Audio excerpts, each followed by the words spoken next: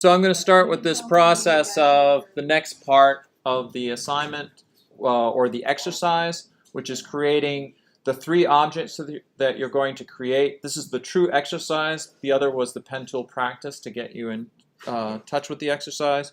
So you go to course content and go to week 7. And under week 7 there should be pen tool images. For each one of these, if you click on it, and then hold down the control key, it allows you to save the image in a very specific location. I'm going to save it under exercise 4. In order to be neat, I'm going to create a new folder, and I'm just going to call it exercise. And create. And I'm going to save the cone. Now I'm going to go use the backspace tool, go back and select duck. Do the same thing, control click. I'm going to save the image as. It tends to remember where I last stored something, which is very helpful. I hit save. I go to Google Chrome backspace, I go back to the Nike, and I do the third. And that's how I get everything into the folder that I need. Now I don't need anything from Blackboard.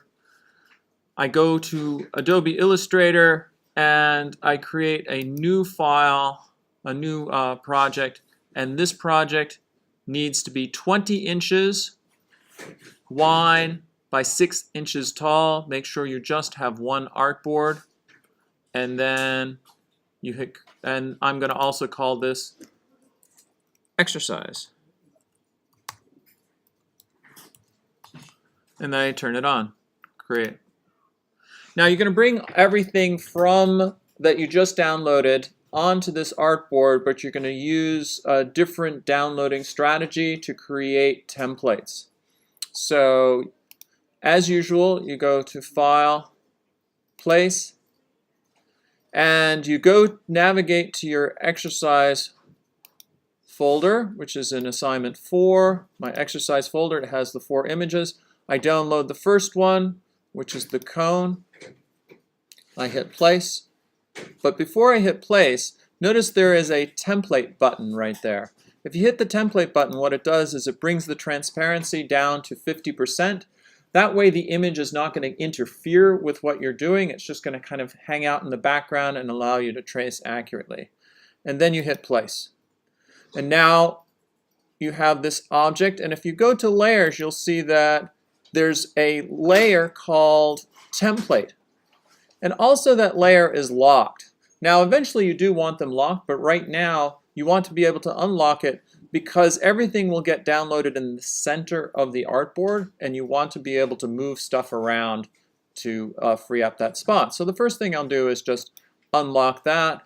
I'll use my direct selection tool to move my cone, move the object over to the right. All right, so you just do this again. File, place. You find the next object, which is the duck. Make sure the template has been checked, and then hit place. Now the duck, I think, is the most complicated, so I'm going to move that all the way to the right-hand side. So I click that, I drag it over. I think at this point I'm going to make sure that I see the whole artboard. Might back up a little. And then move this over just so that I see the whole thing. Notice now I see the whole artboard. That allows me to go back to my selection tool, move my duck over. And now I'm going to do the same place command the third time. And I'm going to get the Nike symbol, use it as a template, and then I hit place, and then I move this into place. Now in order to do that, I'm going to have to hit the lock key, unlock it, bring it back. Now once everything is unlocked and in place, now I can go back and lock them up. And the locking, if you go to the layers, I know it's hard to see, but if you go to the layers palette, right next to this very far left edge of the layers palette, there's some empty spaces. If you click in those empty spaces, you can lock those layers. I'm keeping layer 1 open. That's where I'm going to be doing my tracing. Make sure then you click on layer 1 so that you can get stuff done. If you're in some other, if you're in these locked layers, notice I can take my pen tool and I get this pencil with a circle and a line through it. It means I can't do anything. So you have to get to layer 1, and then I have the pen tool and I can start tracing. And so the thing you're going to want to do initially is go to your properties panel, make sure your fill is turned off,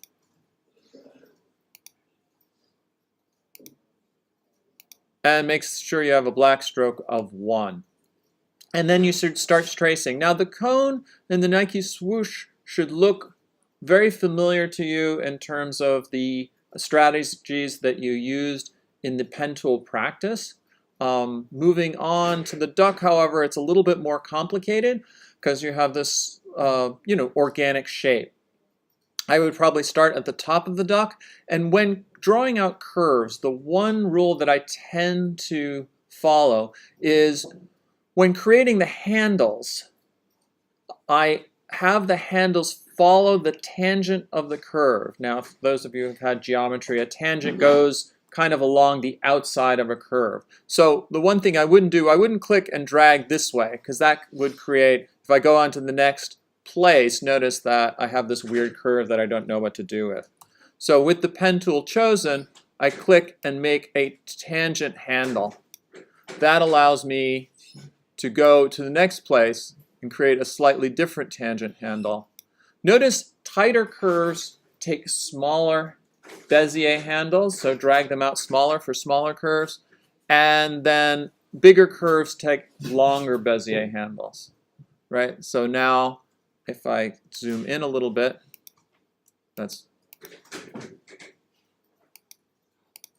I found like hold, Alt, or Option, and scroll works for zooming.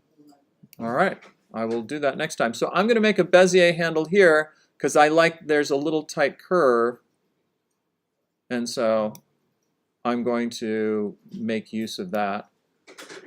Going down, another tight curve. Now I'm in a section right here where there's actually a abrupt change. There, you'll see another one below. I don't know what that part of the duck is, like the little hairdo that ducks have. I don't think it's called a hairdo because it's a duck. So I want to do something slightly different. And you'll remember this from your pen tool practice as well. I'm going to click here, and I'm going to make a handle. But I'm then going to hold the Option key in order for me to change direction. That allows my next click to kind of create the curve that I'm interested in. And I click and I move, and I'm going in this direction. Again, here's another section where I probably want to make an angle, so I'll click here. And then I hold down my Option key to make the angle. And maybe the next one goes down significantly further. You want to have as few Bezier handles as possible to make a nice smooth curve. Now, as I'm working this, you'll see I haven't perfected these spots, right? The neat thing is I can actually go to the direct selection tool, go back to each Bezier anchor point, and change the Bezier handles so that they're accurate. And I can access that tool simply by holding on the Command key. That allows me to go up. I can move this around. I can play with the Bezier handles. Sometimes it gets a little tricky.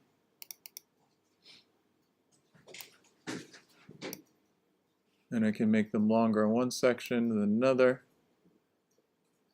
And you can really tweak that. And so notice now you can see there's this wonderful curve going all the way around. I've released everything, and notice now I have a pen tool that has a star on it. And if the pen tool has a star on it, what it's actually saying is, oh, do you want another path? The actual answer to that question is no, I don't want another path. So if you want to resume a path that you started, go to the last Bezier, last anchor point that you made. If you cross over it, notice now my pen tool has the slash. It's not a minus, but a slash, and that's telling Illustrator that we want to resume this path. So I click here, and then I continue.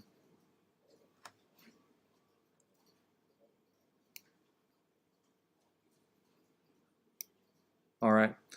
Now notice in starting this, the path again, notice now this is not quite the curve that I had initially anticipated. There's a little bit of a bump there, and I'll show you. I'll get in tighter. See, there's an angle there, and actually what I want is a curve. I can change angles to curves and curves to angles by using this kind of tool called the anchor point tool. The way I can access that anchor point tool while I'm still holding on to the pen tool is to hold on to the Option key. If I click on the Option key and I click drag, I actually make Bezier handles. So notice if I drag these Bezier handles out, instead of having that be an angle, I can change it to a curve. And I can do the same thing if I wanted to change it the other way. So again, if I hold down the Option key and I go to here, I can make it back an angle. And so that's how you trace, again, keeping in mind that you want to have as few anchor points as possible to make the most accurate curves. Don't forget to use your direct selection tool to make adjustments after you're done. All right, that's about it for that.